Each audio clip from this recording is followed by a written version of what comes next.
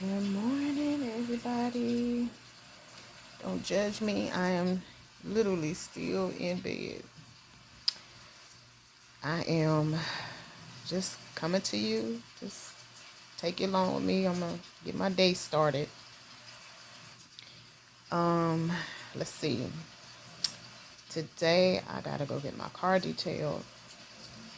I have to go to the store because I gotta buy stuff to make to juice. I'm gonna be juicing today. I'm also going to make a spaghetti casserole. So I'm gonna let y'all see me making that, but I do need to get more cheese. I'm gonna be filming today. I'm gonna be doing some stuff in the workroom for Emoneay. I need to spot clean today. Um, all the laundry is done except for the white clothes. So, if you don't know, I decided to take the first week of the year off. I had plans, but my plans changed. So I'm just focusing 100% of my energy on taking care of some things for my business that I hadn't been able to get to. So I did record and upload a video because I'm trying to do videos Monday, Wednesday, and Friday. And then go live either Tuesday or Thursday. I didn't go live Tuesday, so today is Thursday. I don't know if I'm gonna go live today, but I know that I'm going to record a music therapy video and upload that. So I have to do that. But yeah, so I'm gonna be taking y'all along with me, letting y'all see what's what. And another thing I have to do is, because of the fact that my mailbox is way out by my job and I'm not driving into the office every day, it's become a little hectic trying to remember to, or not be too lazy to stop by the mailbox on my way home. And the reason I say that is because when I drive into work, I'm there till 5 o'clock. So by the time I leave, I'm a little tired, but I'm also dreading that 1 hour drive home. And because of that, sometimes I kind of look over there and be thinking, oh, I'll check it the next time I'm out here. Well, that becomes a cycle, and I never get over there. So there's a place closer to where I live that I'm going to be getting a box. So I'm going to pay for, because my box is due this month, I'm going to pay for another 3 months because I pay it quarterly. And that'll give me time enough to get everything switched over. The box that's out here, the funny thing is, what I pay quarterly for the box by my job, this company offers the same size box for the whole year for that price. So, right, do the math. So anyway, I am gonna get up. I think this morning what I want, I've already had my coffee because y'all excuse my hand all in the camera. I've already had my coffee because for some weird reason I woke up like 4:45, and actually I was up before then, but I actually got up and made me a cup of coffee. The coffee, for some strange reason, it don't really stop me from going back to sleep, and it don't, give me energy like it used to. I drink it, one, because I like the taste of it, but two, because it also helps, my tummy. So when I wake up first thing in the morning, sometimes I have a little gas or whatever, and since I can't have carbonated beverages, it helps to push, that excess gas off my stomach. And so I feel a lot better. Plus, I like warm things on my tummy anyway. All right, y'all. So I'm going to go ahead and hit it. And I will see y'all in a little bit. It's just after 7. So, I like to do. Anyway, see y'all in a bit. Bye.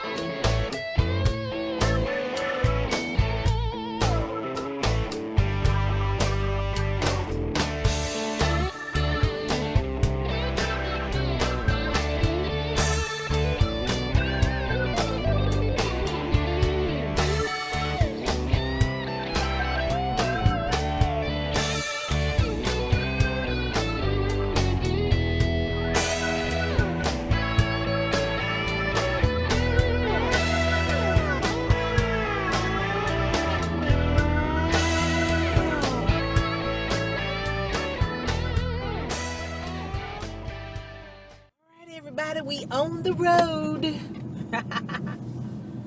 Oh, my tummy is cutting up this morning. All right, so I am headed out to get the stuff that I need to juice. I want to go to Costco. I think that's where I'm gonna go. Because I was going to go to Walmart, but then I was like,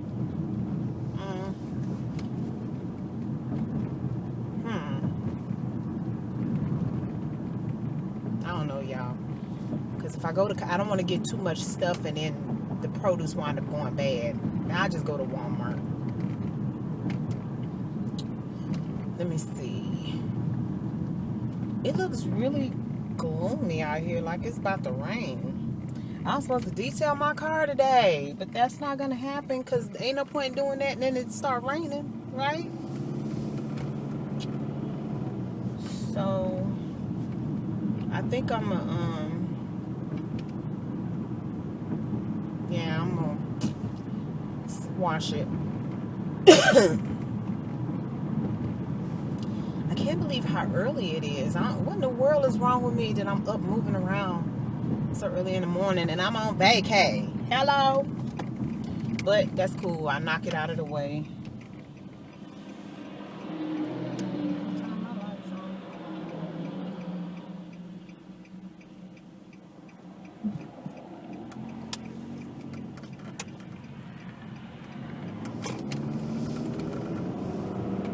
So anyway, what y'all up to? What y'all got going on?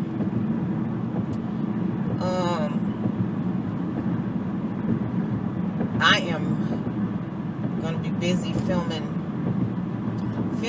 editing, and uploading videos. I gotta film the spaghetti bake, and I have to film my music therapy video, And then there's a couple other things that I want to do. I really want to start working on my digital content. I will be offering some digital content pertaining to credentialing. And if anybody knows what that is, it's medical staff and credentialing, and also provider enrollment, which is how doctors and non-physicians get privileges in the hospital, and also that's how they're able to see patients with the different types of insurance. So they must have sold that land over there, because they doing the do. They putting over there. Wow. They are really building out here where we are. At first, honey, they wasn't doing nothing. And then now all of a sudden, all these new subdivisions popping up and all sorts of stuff. But anyway, yeah, so I want to offer, because I've been in the medical field for a really, really long time, and I've been on so many different sides of it. I've worked in the front office. I did a little back office work. I've worked in blood bank, plasmapheresis center, a women's care clinic, doctor's office, nonprofit organization, health insurance company, hospital system, so again, on the clinical side, but also on the administrative side. So I'm on the administrative side now, but I've even transitioned more than just being on the administrative side, because for me, that was doing, paperwork and stuff like that. But now I'm on the technical side. It's the administrative, but it's the technical side of it. So, working the help desk and stuff like that.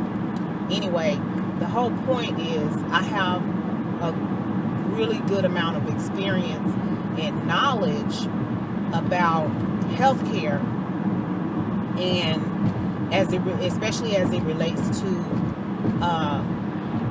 healthcare providers, getting privileges and working and, just a lot of different stuff. Got a little tickle in my throat. And I want to offer this information, but I also want to benefit from it, because it's a lot of information. And I used to get asked quite a bit, about like these healthcare professionals. They don't have time because, they're working in the hospitals, especially, now during the pandemic. They're working in a hospital or doctor's office, or whatever the situation is. And they feel like it's a push. Oh, Jesus, got the hiccups. They feel like it's a push to have to complete the paperwork, even though it's electronic. So, and then the credentialing process in between the different hospital systems are not created equal. Everybody does not do things the same way. Everybody is not requesting exactly the same thing. Some more than others. Some of the platforms, they offer for if the healthcare provider has someone completing the paperwork on their behalf, they offer, that's called a delegated a delegate. And so some of the platforms actually offer a delegated option, which means that the ones that don't offer a delegated option, the delegate has to sign in with the healthcare provider's information. The ones that do offer a delegated option, the delegate has their own login, and they're able to see everything that the provider is doing, and then they can complete on the healthcare provider's behalf the paperwork and stuff. But it's like they can't finalize it. They can't submit the information. The healthcare provider has to go in and actually review it and submit it. And so Again, not all systems are created equal. Not all hospital systems are created equal. The processes that they use. Being on this side of the fence, I have the benefit of understanding from the healthcare provider's perspective, but also I have the knowledge of completing the application, the paperwork, what needs to be submitted, so on and so forth. But I also have the technical understanding, even if I have not dealt with the platform that particular hospital system has used. It's pretty simple when you think about like the logic behind what they're trying to do. So I may be able to help, troubleshoot and things like that just from a general standpoint. Now, keep in mind, we have healthcare providers who they do not have the technical savvy to deal with this. We have some who I've dealt with seniors, like, doctors that are 70 some odd years old, and they're walking through this actual process, with ease. They may have a couple questions, but they don't let the technical aspect of it sway them. And then I have individuals who are my age and younger who are struggling so very badly, and it's even with the simple thing, just the verbiage. And to be able to offer information to them, I don't have the time to complete an application. I really wish I had staff, because if I did, then I could actually take that on as a provide that as a service for my business.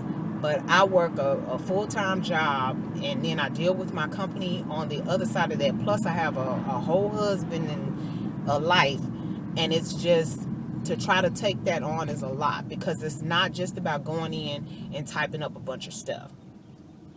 You have to pretty much hold the hand of the person that you are, completing this information for, because if they are not familiar with this process, because you have a lot of people that's doing this process for the very first time, like they have never done this before.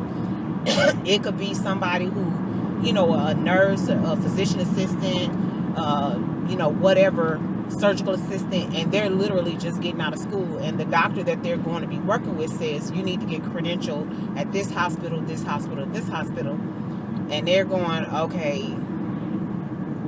what all does that even mean? And so, they start off by contacting the hospital system to try to find out what they need to do, and they just are clueless.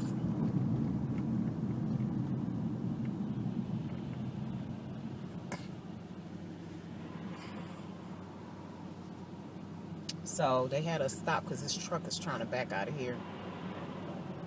But yeah, so they're clueless, and so I would, love to be able to offer some downloadable forms, checklists,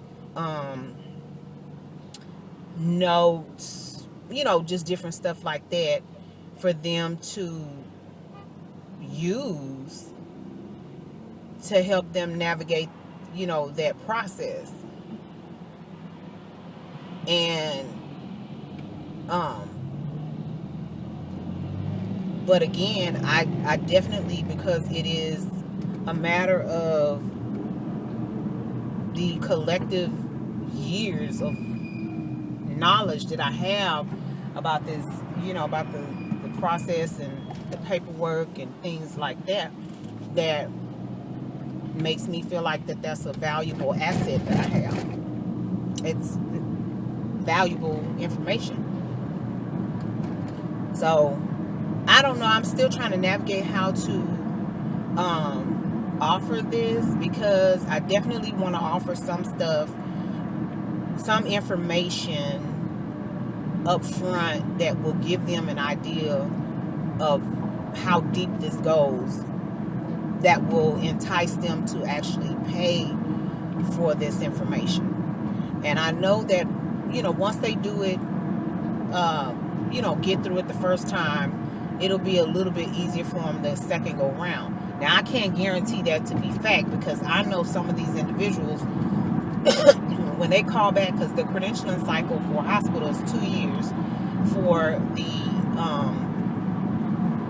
for the provider enrollment, most cases it's 3 years, depending on exactly what it is that they're enrolling for. Anyway, and I have had some individuals come back and say, I don't remember doing this on the computer last time. I thought y'all did paper, blah blah blah blah blah. And then I look in the record and it's like, nope, they went through the electronic credentialing process the last time. So they are to their defense, they're like me in that there are some things that I learn and it sticks, but there are some things that I learn and I only need it for that time, and I may kind of vaguely remember it the next time I have to deal with it, but it didn't stick because in my mind I'm thinking I only need to know this right now. Once I finish with this, I don't need to hold on to this information because I don't know when the next time I'll have to deal with this, and that's just taking up space in my head that I don't really have the luxury of giving up. So I'm thinking with these ones who struggle to remember what they did the last credentialing cycle, is because they're dealing with so much with the patients and trying to, learn a new job, or trying to, whatever their challenges are, that they're dealing with those challenges, and in their mind they don't need to remember all this credentialing stuff, because until they need to use it again, or until they need to complete another application. And so I get it. And then some people are just like, especially if they have other people completing the paperwork on their behalf, they ain't trying to keep all that stuff in their mind, But I get simple questions like, what is a CV? And of course, I feel like a physician would know certain things more so than another healthcare provider that's not a physician, primarily because of the amount of information that they have to deal with in order for them to become a doctor, but also because of the amount of because of the volume of individuals that they deal with. Like, say, for example, a doctor that's in private practice obviously would deal with way more paperwork and way more entities than a physician who might be employed with, somebody else. And the reason I say that is because a doctor that's in private practice, he has to make sure he has to do one of two things. Either make sure that he has an office manager, an assistant, or somebody that he can trust to make sure his T's are crossed, his I's are dotted, and everything is taken care of as far as the office is concerned. Licenses and permits and the credentials and all of that stuff has been taken care of, or he has to do it himself. And that is a lot. I mean, because you're dealing with a building, you're dealing with making sure that you got you're OSHA compliant, and that you are like the city codes and all that kind of stuff is up to date. So there's way more for a private practice physician, even if he is, if he has decided to open his private practice, but with a couple of other doctors, it doesn't matter. His level of responsibility is way greater than a physician who would be working for somebody, or just a physician who was considered a hospitalist, and that's somebody who just, there's no private practice, he doesn't have any patients and stuff like that outside of the hospital. He rotates in the hospital. So say, for example, if you went in the hospital, you had an emergency, those doctors that see you while you're in the hospital are hospitalists. They don't They don't care for patients outside the hospital, but they follow up with your primary care doctor, or your primary care doctor can check in with them to find out, what's going on, what your status is, what is the treatment plan, that sort of thing, and they can say yay or nay to whether they feel like that's an adequate treatment plan, or whether that treatment plan is actually feasible for you to be on based on your history with this physician being your private practice. So anyway, I done went way left with that conversation, but it's just to kind of give you a general idea of the type of relationship that I've had with this industry, and understanding every part of it. You see what I'm saying? Because I've been a medical receptionist, in a couple different areas where medical receptionist, and I did like just checking patients in. I didn't do anything else. And I've been a medical receptionist where I've actually dealt with helping with the books and the office and all that kind of stuff. Was training at one point before my husband went to he was in the military, but before we moved, I was training to be a phlebotomist, because it used to be years ago in order for you to become a phlebotomist, you only had to have so many sticks. Like, you didn't have to have like there wasn't like a class that you had to take. You had to be in some type of clinical setting, and you had to be, where there was at least a physician assistant. You couldn't be under like a medical assistant. It had to be a physician's assistant, or it had to be a physician that was observing your sticks, signing off on your sticks, and things like that. So I actually started that process before we got stationed in Washington, but because of the fact that the laws and the rules between the states are completely different, I couldn't continue with that once we moved, because we wound up in the state of Washington, not Washington D.C., but the state of Washington. And so there was no it didn't work the same. Even though that was on the West Coast, it didn't work the same as in California. So I kind of abandoned that whole idea. And so I've done that. And then I've done, like I said, I worked, it wasn't a medical receptionist. It was a registrar in a blood bank. So I worked for the blood bank of the Alameda Contra Costa Medical Association, which is in Oakland, California.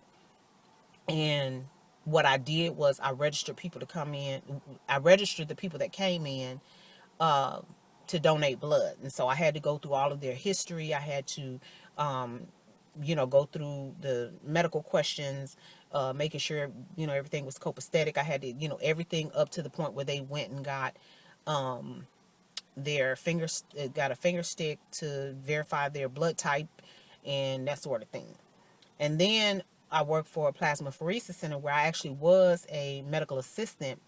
And again, in this particular role, because it was in California, I didn't have to have a certification. That was my title.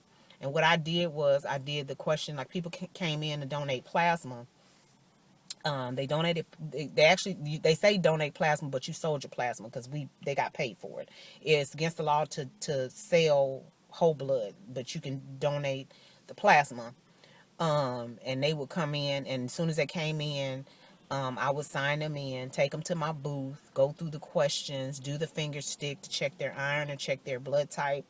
And, you had a lot of people that was like regulars and everything. And so once they cleared, everything was good to go, then I would walk them over to the chair where they had to sit and go through the pheresis stage of the process.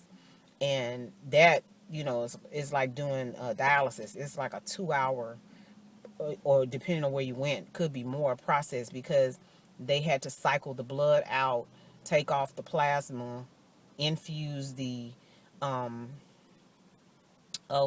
saline, and then cycle it back into your body. So it's a long process. But anyway, so I did that.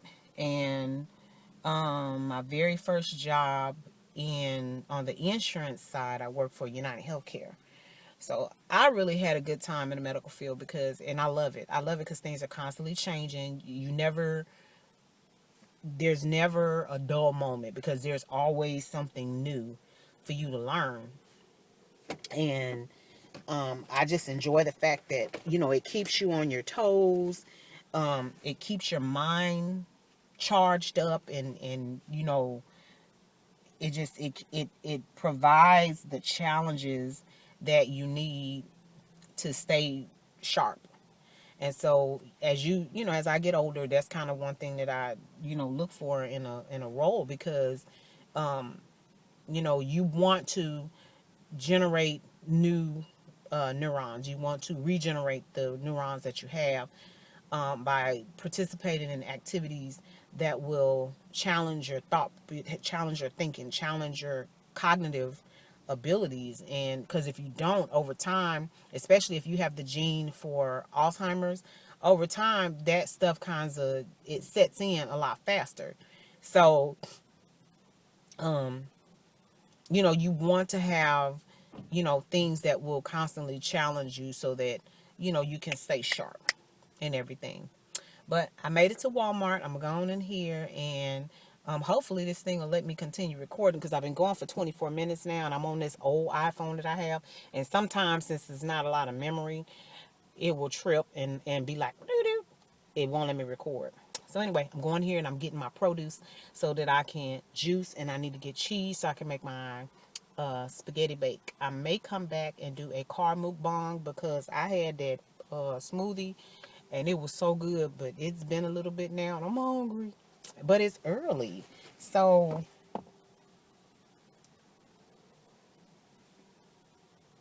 yeah, it's 9:34. I don't want no breakfast though. It's too early for I don't want no breakfast. Maybe I'll find something in Walmart to just eat, and I'll do that because I don't want no like breakfast. Wait a minute. We'll see. We'll see. I might find something. All right, I'll be back.